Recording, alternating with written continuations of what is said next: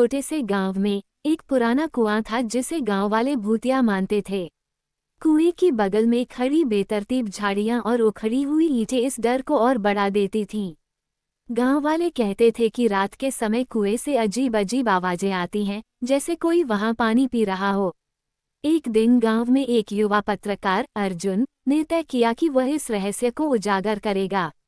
उसने गांव के बुजुर्गों से कई कहानियां सुनी, लेकिन उसने कोई ठोस सबूत नहीं पाया। एक रात उसने अकेले कुएं की ओर बढ़ने का फैसला किया। अंधेरे में वो कुएं के पास पहुंचा और अपनी टॉर्च की रोशनी से कुएं के अंदर झांका। अचानक उसकी टॉर्च की रोशनी किसी छाया पर पड़ी, जो नीचे की ओर से ऊपर आ रही थी। अर्जुन को डर लगने लगा, लेकिन उसने हिम्मत जुटाई और कुएं के पास बैठकर वहां की स्थिति पर ध्यान केंद्रित किया। थोड़ी देर बाद उसे महसूस हुआ कि जैसे कोई उसकी पीठ पर हाथ रख रहा हो। उसने पलटकर देखा, लेकिन वहां कोई नहीं था।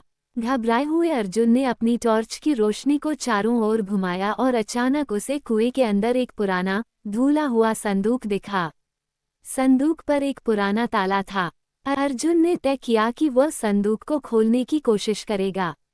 जैसे ही उसने ताले को खोला और संदूक को खोला, उसमें एक पुराना पांडुलिपि और कुछ पुरानी वस्तुएं मिलीं।